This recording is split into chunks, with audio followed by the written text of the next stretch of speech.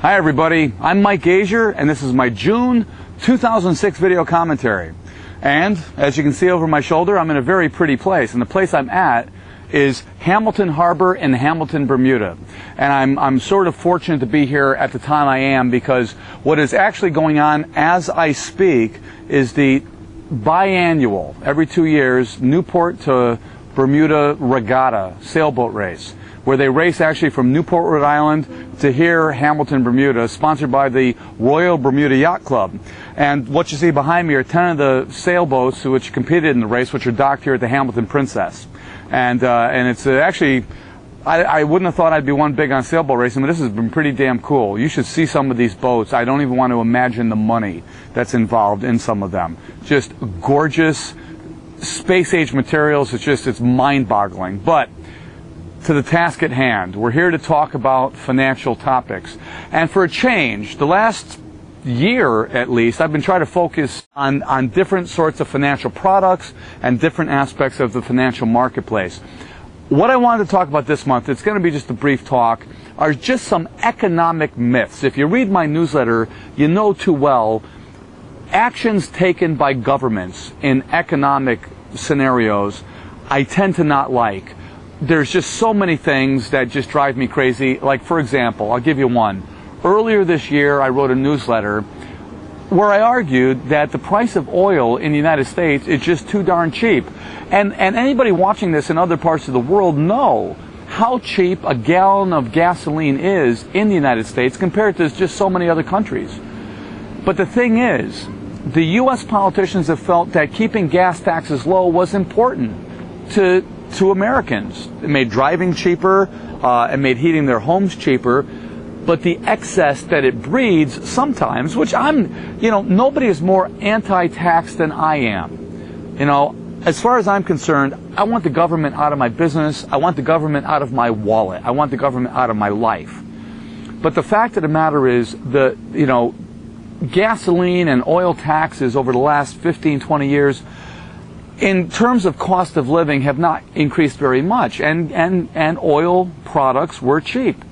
But that's why American highways are choked with these big SUVs, these gas-guzzling cars, and houses have been built, gigantic houses, that cost tons to heat, to cool, to provide electricity to, and these McMansions, and often they're built very long distances from where people work, which increases the commuting costs. And with oil prices having spiked like they have, we all know too well what this has done to a lot of Americans' pocketbooks. But, to give you just one other example, if you watched the last 2 months' video commentaries, you saw that I brought them to you from France.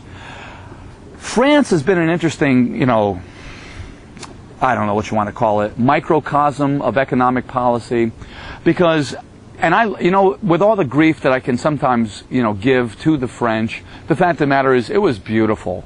The food is fabulous. The architecture is stunning. The artwork, on and on and on. The culture.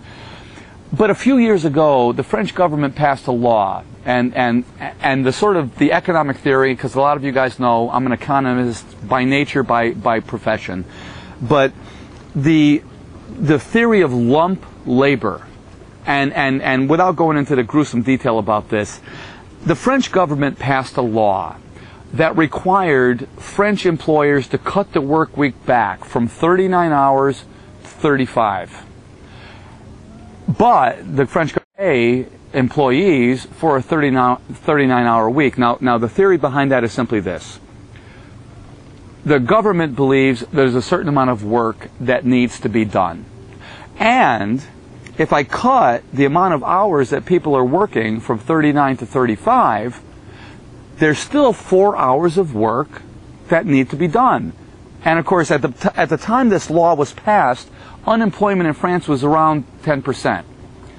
So with these new 4 hours of work per employee that aren't getting done, well, now employers are going to have to hire somebody. The theory goes, this is lump labor.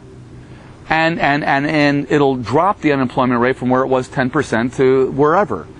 But the fact of the matter is, yeah, you cut the work week from 39 to 35, but if I'm an employer, you're still requiring me to pay employees for a 39-hour week. You, the government, have made my cost per employee increase.